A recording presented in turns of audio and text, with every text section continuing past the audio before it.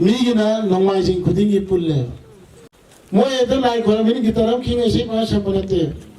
मोय की कम्युनिटी की मोय की जाति की वकने वाने बतानरिस अखोई की दिकदरे लेका एमे पुंजल आनी मैते अपन मजे कहने ते पुल्लनी रे पैसा खागननी मरुप तौरनी पैसा शांतोनी अदेदी मथोई पिरते जिंगा भानी अदे सावना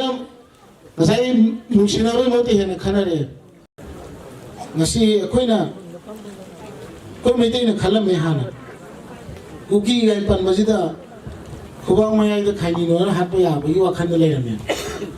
kari gino wakhan de koi si ipai pu nga amba lisingani leba puari sum chat pa thaina ma me da gi pai pu yam percent pairam ne do aduga ina sungau le bido aduni koi mete ni tornis dana masi akoi iram na masida ngasai yamna saiba sigi hariba khul mayam ma koi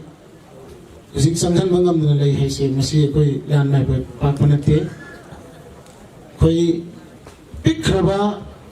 tampa sida koi chanai nar ga lai ba koi mete masi na sida mu lawa imphal na mu khaidong na rin अखोई सीजे उ अखंग है मैते अखंग है उबीदना अथुबदा खोई NRC तहोद्रगदी मैते सिंजे फिबम Soni खंगबदगी NRC न मैते ma'am लावबो होरबदगी NRC डिमिलिटेशन दगी NRC न हानरगदी अखोई न सही सादलुरिबा 90% एना सही क्या की मंगलान द सादलुरिबा कुकी की मंगलान से काय रनी न पाखतना लान में तो इरान थोलपने हनकिस अदना हनक इस इंटरनेशनल पॉलिटिक्स हम यावरी म्यांमार से बर्मा ना हाइनरी से मसी मिलिटरी जुंता ना पाए दी सेना की मिशन हुए अरुगा डेमोक्रेसी लागा दी इंडिया की मिशन हुए ने अरुगा कदोगे दा सेना की मिशन हुए बनी ना सेना का यामना पार्टनर हुए रे बर्मा की समुद्र मपान सिंह सेना ना सतों किसी तो वो फ्री हुए रे सेना सिंह इकोनॉमी वांकले याम काना रे अदुदी इंडिया ना जो म्यांमार से बर्मा से स्टेबल होइना थमदना बफर जोन होइना लेना बा म्यांमार की लालोगो में आउ तो पैसा थादा रे मणिपुर लेबा कुकी लालोगो में आउ तो पैसा थादा रे करीगी मैते लालोगो में आउ मुथप ngam ba कोक सियन ने बनी को अदुना मोय सानारू बो बुत से जि मोय तो ओनसल कदोले नै ngasai से कई नो दा हनती इंडिया ना पैसा थादा रुबा बर्मा की लालोगो कुकी लालोगो में हमसे चाइना नो ले थोकरे चाइना नो ने फे सेन थादा द ले थोकरे चाइना की मखा याका द सतपा होरखरे अदुदी हनकी चिनलेन सेंबा मुगी चिनलेन न मुगी मंगलान हम ले बसे मसी हेक लोय बगा कुकी पुनम जोय पुनम सोम दो ओनसल पगी या भले मुगी वकलो ले ngara na khana bata bi ramani kuki gosen khana ba ubi raba hanak pau tai ko खरा मन हाइबना अखोई हुजी कुकी न ngai बलम से सी दम ngaga mathanda separation phangani haiba kangu ngai na maite ni yadragadi separation sumi piroe an amuka landa sanji maite ki han jaiba si dani mo huji kan khanaris adada akhoi na mukhali sina hanaki matang si kuki ne ne rosin akhoi na mukhanjari sina moy di अकोई जे कीवनी न खले advantage mini हेले advantage ते mini हेले है यार मरम दी के न मी न पुन बे हेले मोई अपुन मगी पाव फावना बे हेले अकोई मेते दिंगा मुंगा मन रे बने मसी सिनाव में हम आराम बाई की वांग अंगतना कुन कुदिंग बरन जरा में हम थोकना ngaakna theina bagam dise ngamunga man रे बने कोई अना मुझे अनी सिबो स्टेप से मोई माथा साबा होरे मोयना खलो बना मैते जिदी मैते लालो बायरो आ बर्मा मनुंग दे लेबनी चंगक पदे इंडियन आर्मी असम राइफल ने थकरनी Assam rifle Indian army central force देखो के यानी पुलिस है जिदी कुकी गिजुनी मैते गिजुनी अखोय गसु तौरा रोय आदि दी गदौरे मैते जिदी कसु नते अखोय ने मेखाय बदा मोदी नुमजु पाइदे निजेजु मानते कसु नते न खलुबा ओना तेने खलक पनिना उसी मोई लान तोलते को कोई दा उसी नानसु कोई इंटरव्यू दे तुम हाय दने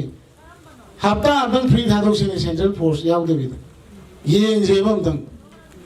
हफ्ता हम थादो पियो चीफ मिनिस्टर ना खबर है निमित त्रांगानी मनुंग खुलाई थिंकलो ममांग हाइगिबदो डायरेक्ट मेसेज थाजन मने ना निमित त्रांगानी लो फ्री थादो लो साला पिरागे कैसु नते अदुना कैसु नते तौगेना कोई नौसी मथा साइदि कौट्रुक तौसी कोइना कोई आरामबाई मैम गाइदना कौट्रुक हारो से एनी मफमदा आरामबाई लेतब लेते आरामबाई मी लिसिंग नि फुग तरुनु जि ट्रेनिंग तौ लोइ लेस लिसिंग नि फुग तरुनि आरामबाई लेसे स्टेट फोर्स दai हेन तोगम नि मसिन खुलाई दे खरा वाट पई वानी अन खुलाई दु लान अमु कंजर दि गोडाउन याम लेरि तो कई वानी लेते मरु है कोई रेबा इफ्रू की दम तो कोई स्टैंड दो वो मसंगी लेप मसंगी लिंचेन मानव मसंगी अरे हासोम ना कने क्या थोक तबर खंगे कोई असोम ताव मनुंग सिटी मनुंग दि इमा मामा पाइबी से अनि नि थोकले हो सिटी को कमाई तो हान लान कल्ली मतम दि लुप हाइबल लेरमदे मागी ग्रुप हाइबल लेरमदे अंगम आई मेते मनी नै मेते की तो हम थोबो तौदे दे लेरमे हानदि उजिति लेका हमदा मैं पाइबी नि थोकले बोट काव ग्रुप काव दे ग्रुप मा साइदा अदो सी अफबद नते करी तो विनो से मोइ खात्रमने अहमद करी तो रे अहमद मोइ सागले से ट्राइबल है प्ले कारम पाए में ट्राइबल कुकी पंदम निको मोइ से ट्राइबल पाए मोइ खलो बना एसटी की मायुक तदी नागासु लई कुकी सु लई ट्राइब में से लोइना मो एसटी की मायुक लई बनिना मैते ने एसटी होबे मायुक लई बनिना नागासु मैते की मत लान यावरानि सि मोइ खलो अरे यावबि लत्रे अरे ट्राइब अब प्ले कार्टून फेल होय मथंग ही कदवले इंटरनेशनल की मियाम जिना मोइ द मतेंग पांगनबा हाइदि क्रिश्चियन कंट्री आतनी ना या मना पृथ्वी दे लेसे चावरियो पावर पाइ मैम से आना मोइ क्रिश्चियन के हिंदू को लान तंग बोइ नमु पुथोय आदु जुम फेल होय कइनो दा नागागी चर्च त मै थारम जनिना मैतेना आदु जुम फेल होय उजिना कदले माइनॉरिटी जिन ट्राइब सिंग को पीरे हाइबल ने मोइ नु पोर्ट्रेट होइस अदुना अखोइना एंग्लो कुकी वार कुकी दी मसिम थीबनी कुकी की सेमसन साजन बने आतनी मो हिस्ट्री से हाय न कोइना हाय बसु यादब साजन बे हिस्ट्री से येंगनी न गमगदि चुम दिनि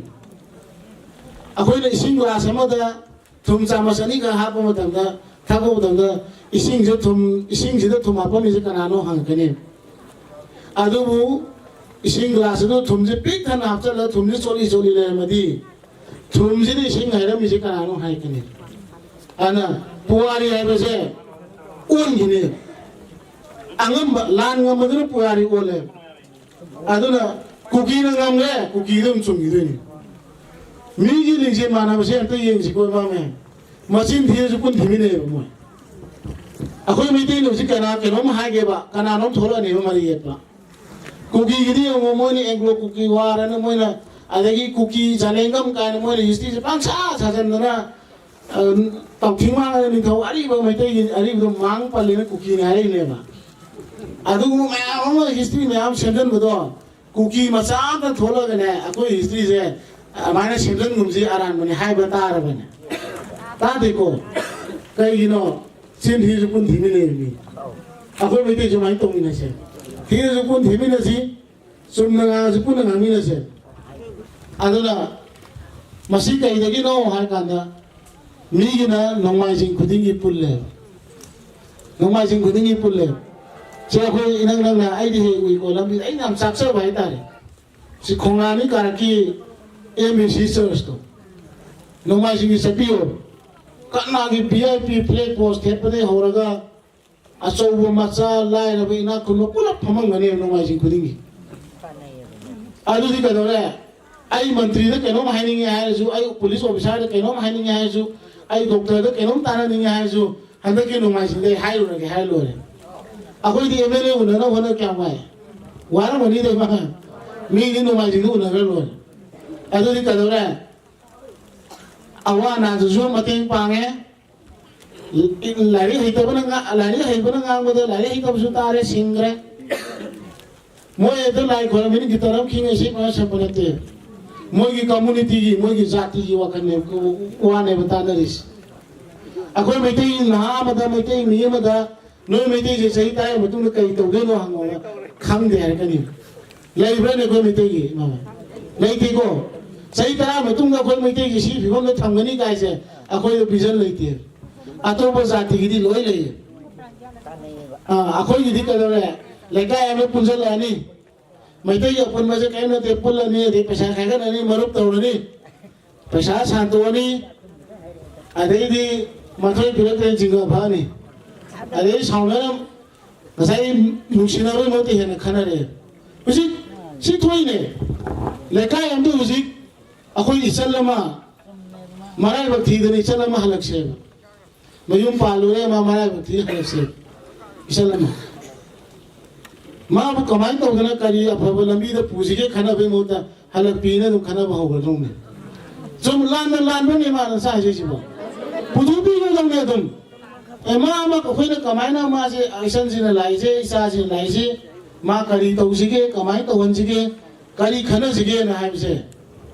माँ तुम मैं हम संग तुम माँ लम्चत नाई देगा अदू तो के पंगा माँ तुम नम न मी तुम फाल में रोए मांगन रहने बे सी अखोई में तो ये सोए बिसे अदुना सिनाम कोम को माँ सी ताबी को सिनाम कोम आईजी कायलू ने नम ताबना सिनाम कोम देने दो अदु माँ से लारी तम बुंगम दब मी से लेकाय में हम ना मोई कोम जाति सिंगा मचा नुपा लमियन मदा पैसा थादे दो सोपुदी माँ मथादर सेम फैन मोई चर्च में हम सेम पुनुपा ने बा आइना ना खै गंगंग वाली मतमदा आइना ngang खै पाइ का थोर खै ngौसन है मतमदा को मचा में मया थुदी हुई बको तम बना कनानो हम किनी मतम नु पाखुम सेंग न पीदे बसिंग खुराई थांचे नागनी मतम मदुदी योट की पोलोइनी लाइगी समसे नी है मतम खुमै इपु खुरान थाबना ताकपीरम्बा अरोइबा मतम खुमै की वाइनी अतै लोइ हौरे अतै लोइ ओइगी सिगते ngaire खोंनांग था बायबने ती कोई माँ मैं खोंगई था बायबने मैं ना खोंनांग माना जी बिशेंपुर ना मांगों में जिसे सीगी मथकते खोंनांग खरे माना था रमे सीगी खोंनांग जिने चावल पदा अकोई मपा मपू के लाइनिंग अदु हंजल कनी को कन्याय भी के मले रमे अदु खोंनांग था या ना खोंनांग था बायब असे मदी माय ममिंग से खोंगई था बाय मतम इला कदो लांगोन में अबु खोंगई ताक पंगम मदु खोंगई था बा है खोंगई था बदी खोंनांग था बा ओन गी मैं कांखुल दौरा मुँह है बदी कांखुल दौरा मुँह है बदी मैते मोय ने लियो लिंगम में चलो मुँह मैते मोय लिंगम में चलो अहिंग हमें इसाव लिंग ऐसी कना खंगोगे ने समायना कुकी कोई मैते के तौनी शो इसाव में थोड़ा कनी है जी अब यो वो मला कनी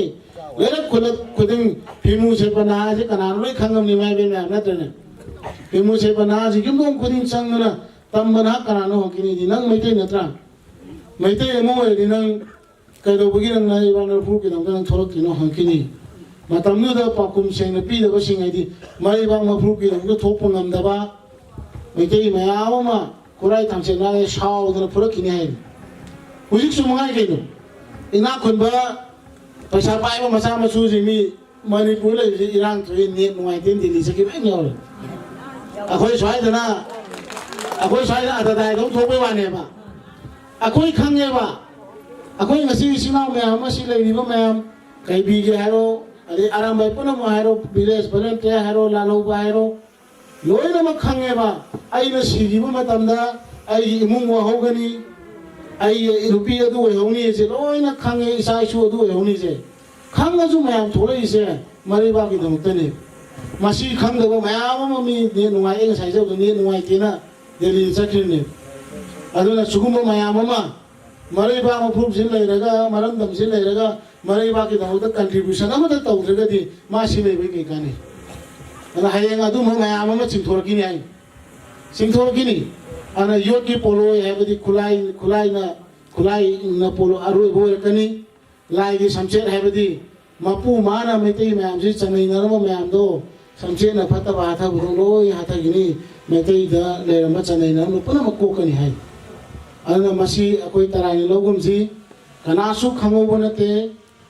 सी लाकनी खंगोब नते अदुना मतम मान पोरतना तोरपु हातनी कोई सेक्शन जी अकोई मेते दे हे तोंगो मले ꯍꯦ ꯇꯣꯡꯕꯁꯤ ꯃꯇꯤꯡ ꯑꯩꯈꯣꯏ ꯊꯥꯗꯣꯛꯁꯤ ꯑꯗꯨꯒ ꯑꯩꯅ ꯑꯔꯣꯏꯕꯗ ꯑꯔꯥꯝꯕꯥꯏꯒꯤ ꯏꯆꯤꯟ ꯏꯅꯥꯎꯁꯤꯡꯗ ꯂꯣꯏꯅ ꯍꯥꯏꯖꯒꯗꯕꯗꯤ ꯉꯁꯥꯏ ꯑꯩꯅ ꯍꯥꯏꯖꯕꯗꯣ ꯑꯩꯈꯣꯏꯅ ꯈꯨꯠꯂꯥꯏ ꯄꯥꯏꯗꯅ ꯑꯩꯈꯣꯏꯅ ꯆꯠꯇꯅ ꯇꯧꯗꯅ ꯃꯨꯛꯇꯅ ꯊꯣꯛꯄ ꯉꯝꯃꯤꯁꯦ ꯏꯃꯥ ꯃꯌꯥꯝ ꯃꯤꯌꯥꯝꯅ ꯌꯥꯕꯒꯤꯅꯤ ꯃꯤꯌꯥꯝꯅ ꯌꯥꯔꯛꯇꯕ ꯃꯤꯀꯨꯞꯇ ꯑꯩꯈꯣꯏꯁꯨ ꯑꯗꯨꯝ ꯂꯣꯏꯔꯦ ꯁꯤꯃ ꯍꯥꯏꯖꯒꯦꯀꯣ ꯁꯤꯃ ꯈꯪꯅ ꯑꯩꯈꯣꯏ ꯃꯤꯅ ꯇꯥꯕꯗ ꯅꯨꯡꯉꯥꯏꯔꯣꯏꯗꯕ ꯃꯤꯅ ꯌꯦꯡꯕꯗ ꯁꯥꯎꯅꯤꯡꯒꯗꯕ ꯑꯩꯈꯣꯏ ꯑꯃꯠꯇ ꯇꯧꯕ ꯌꯥꯗꯦ ꯑꯩꯈꯣꯏ ꯑꯔꯥꯝꯕꯥꯏꯒꯤ ꯂꯣꯗꯁꯨ ꯂꯩꯕꯗꯣ ꯑꯩꯈꯣꯏ ꯑꯔꯥꯝꯕꯥꯏꯅ ꯍꯥꯏꯖꯔꯤꯁꯤ ꯊꯥ ꯑꯃꯗ ꯅꯨꯃꯤꯠ 30ꯅꯤ ꯂꯩꯕꯗ ꯅꯨꯃꯤꯠ 19ꯅꯤ ꯅꯪ ꯊꯕꯛ ꯁꯨꯗꯅ ꯅꯣꯝꯗꯅ ꯁꯦꯟ ꯇꯥꯟꯗꯅ ꯂꯥꯏꯔꯤꯛ ꯇꯝꯗꯅ ꯇꯧꯔꯣ ꯅꯣꯡꯃꯗꯤ ꯑꯩꯈꯣꯏ ꯂꯩꯕꯥꯛꯀꯤ ꯊꯣꯛꯃꯤꯟꯅꯁꯤ ꯍꯥꯏꯕꯅꯤ ꯑꯩꯈꯣꯏꯅ ꯐꯤꯖꯣꯜ ꯏꯔꯩꯕꯥꯛꯀꯤꯗꯃꯛꯇ ꯊꯣꯛꯂꯛꯄ ꯃꯇꯝꯗꯗꯤ ꯑꯩꯈꯣꯏ ꯆꯥꯍꯩꯗꯕ ꯆꯤꯟꯖꯥꯛ ꯆꯥꯗꯕ ꯍꯥꯏꯗꯕꯅ ꯑꯩꯈꯣꯏꯒꯤ ꯔꯨꯜ ꯑꯦꯟ ꯔꯤꯒꯨꯂꯦꯁꯟꯗꯁꯨ ꯂꯩꯕꯅꯤ ꯃꯗꯨ ꯑꯩꯈꯣꯏ ꯉꯥꯛꯅ ꯆꯠꯃꯤꯟꯅꯁꯤ ꯁꯤ ꯍꯥꯏꯔꯒ ꯑꯩꯅ ꯆꯥꯅ ꯍꯥꯏꯈꯤꯕꯗ ꯁꯣꯏ ꯉꯥꯝꯕ ꯌꯥꯎꯔꯁꯤ ꯏꯃꯥ ꯏꯕꯦꯟ ꯃꯌꯥꯝꯅ ꯉꯥꯛꯄꯤꯅꯕ ꯏꯆꯤꯜ ꯏꯅꯥꯎ ꯃꯌꯥꯝꯅ ꯉꯥꯛꯄꯤꯅꯕ ꯍꯥꯏꯔꯒ ꯑꯩ ꯃꯇꯥꯡ ꯑꯁꯤꯗꯤ ꯂꯣꯏꯁꯤꯟꯖꯔꯒꯦ ꯏꯃꯥ ꯃꯌꯥꯝ